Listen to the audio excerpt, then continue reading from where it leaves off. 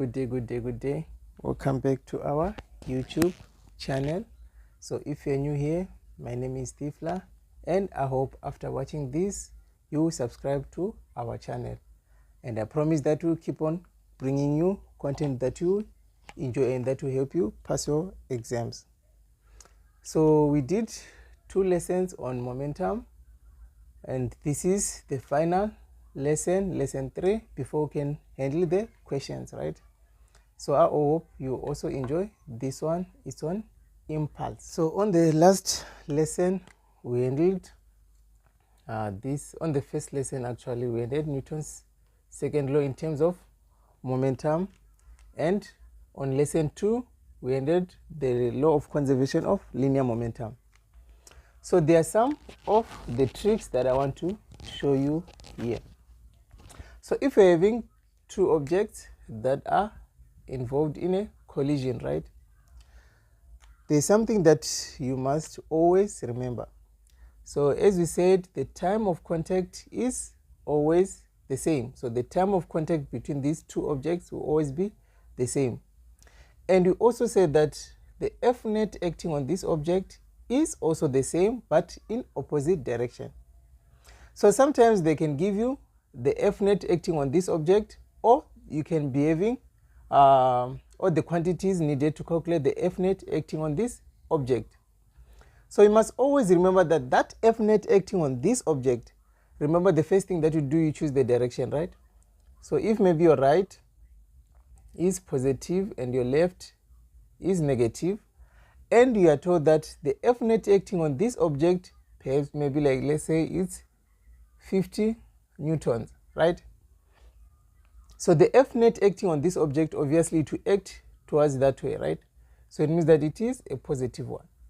So always remember that. Also the F net that will act on this object will be the same but opposite in direction. So it means that if this is 50 newton acting on this object, it means that on this object it will be negative 50 newtons because of the direction. Always remember that.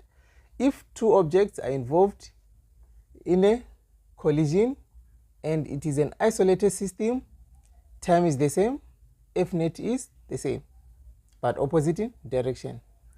Also the change in momentum between these 2 objects, it is the same. The change in momentum, it is the same. So this object, if they say the change in momentum of this object maybe is negative, it's 400, maybe 400 kgs meter per second, it will mean that the change in momentum of this object will be the same but just opposite direction. So it means that the change in momentum of this is negative 400 kg per meter. So always remember that. You must always remember that when 2 objects are involved in a collision, the same time of contact, the same force but opposite in direction, and also the same change in momentum. Most of the times they'll give you questions like those that will need you to apply this.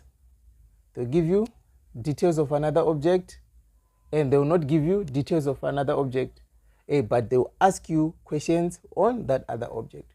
So just always remember that this is the procedure, right? Or sometimes you can be given the velocities, the change in velocities of these, and also the mass maybe, and the time, and they say calculate the F net acting on this object.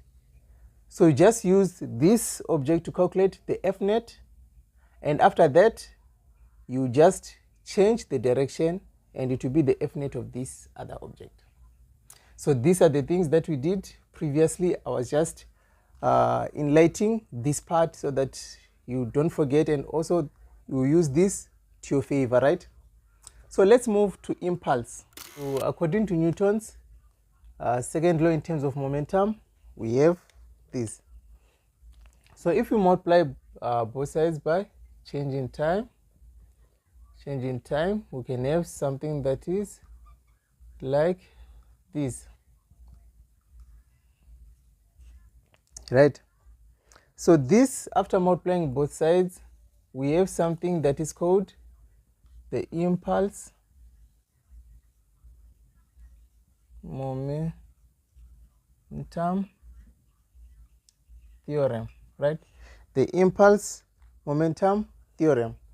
So how do we define impulse? So impulse is the product of a net acting on an object and the time of contact of the collision. That is impulse. Impulse is the product, so it is the product of F net acting on an object and the time of contact of the collision, like that. That is impulse. So as much as we know that F net is measured in newtons and time it is measured in seconds. So it means that the SI unit of impulse, we say newtons per second.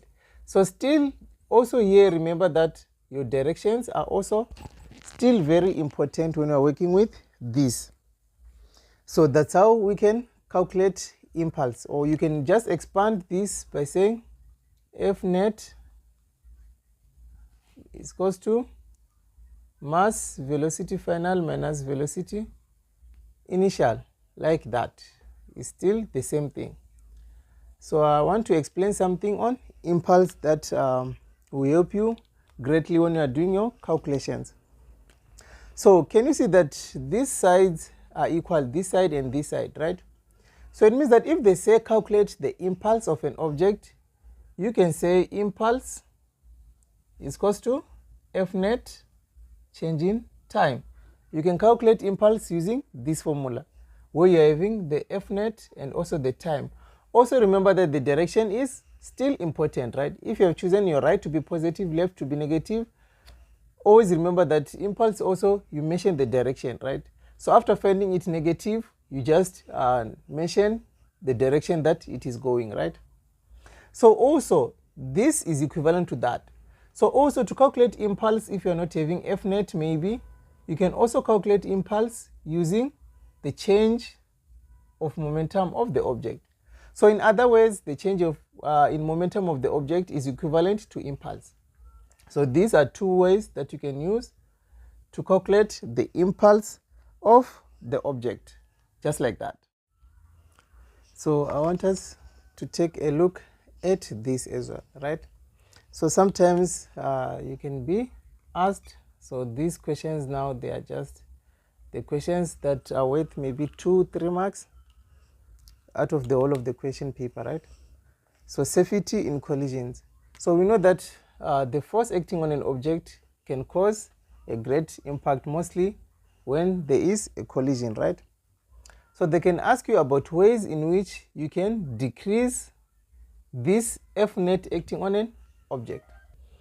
So the ways that we can decrease the F net acting on an object, it means that definitely it is to decrease the change in momentum, right? Because decreasing the numerator, make sure that our answer becomes less. So how do we decrease the numerator? So decreasing the numerator, we can decrease it in decreasing the change in momentum.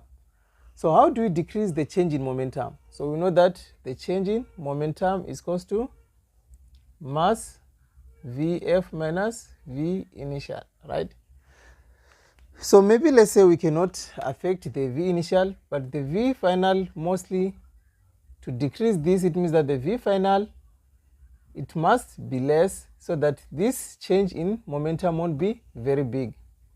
So they try to create cars that come to rest after a collision. So a car that will come to rest after the collision will make this change in momentum very, very less. So the change in momentum will be very, very less. So this will in turn decrease the F net that can act on the car after the collision. So this is one of the ways that you can decrease the F net acting on an object. The second way that you can decrease this, we can increase the change in time, the time of contact. So while they cannot increase the time of contact of the collision between cars, what they can do actually, they put a airbags in cars, right? So the function of the airbag, it is to increase the time of contact of the passengers, right?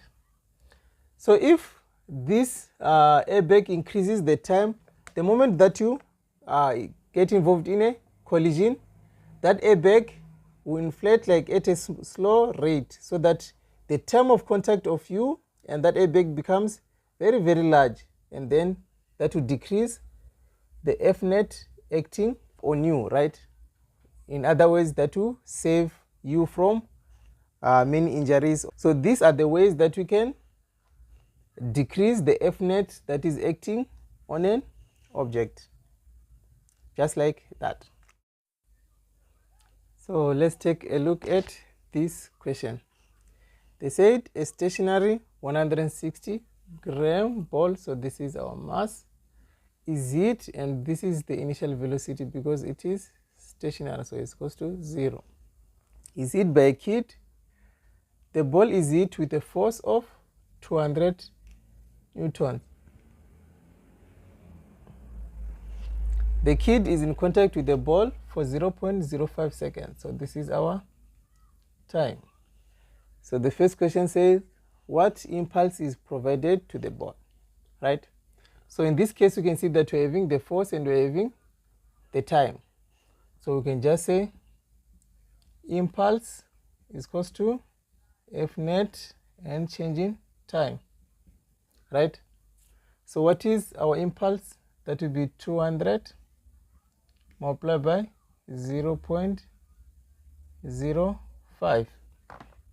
Impulse becomes 10 newtons per second. So 10 newtons per second, that's our impulse. But this ball was kicked away from the kid, so we can say away from the kid. And the next question is, what is the ball's velocity after the collision? So we know that this same impulse is equal to what? So impulse at the same time is equivalent to changing momentum, right? So we can have 10 being equals to the mass of this is, so this we put it to kgs, so it will be 0.160 kgs. So 0.160, and then final velocity minus initial velocity, which was 0. So 10 will be equals to 0.160 V final. So V final, we can divide both sides by this. So we can get 62.5 meters per second. So still away from the kid. As simple as that. So lastly, I'll talk about this. So this is more like the whole revision of this topic, or the whole picture around this topic. So firstly, we're talking about momentum, right? And the same momentum is equals to mass multiplied by velocity, right? And we said this is a vector, and when this changes now, when this changes, we have the change in momentum. When the velocity changes, we have the change in momentum, which we calculate using change in momentum being equals to mass Vf minus V initial. And I said this change in momentum, mostly it happens after a collision, right? After a collision. So if we are having a collision, change in momentum happens after a collision. And don't forget that the SI unit of all this, it is kg meter per second, right? So after the collision, mostly we talk about two objects that are being involved in the collision. So if you're having object A there and object B there, always remember that the force acting on these objects, it is the same. So if the force acting on this is a positive one, the force that will act on this, it will be a negative force, a negative F net there, right? And also the time of contact, it is the same. The time of contact, it is the same. And also we talk about the change in momentum of these two objects. If this is having a negative change in momentum, this will have a positive change in momentum, but they are equal, just opposite in direction. So this was resulting from Newton's second law in terms of momentum, right? Change in momentum over change in time there, right? And lastly, we talked about the impulse. So we said impulse is calculated using F net change in time. So this is impulse, but which can also be calculated using the what? The change in momentum, like that. So this is the whole of everything. First, momentum, change in momentum, and then collisions. And when there's a collision, also know that the momentum is conserved. The law of conservation of momentum, right? Just know that momentum is conserved. So it means that the total momentum initially is equal to the total momentum final, if you're having two objects there, right? Or three objects. But know that after the collision, and if this is an what? An isolated system. So this is the whole of everything that we talked about. So I hope you enjoyed today. I really enjoyed. I hope you subscribe to our channel after this. And lesson 4 will be focused on exam questions, which already I already told you that the link to the Google Drive with this is in the description. So just get to the description and check the Google Drive there and take that document. That is the one that I'm going to be working on when I do lesson 4. So other than that, I will see you on the next one. Have a good day.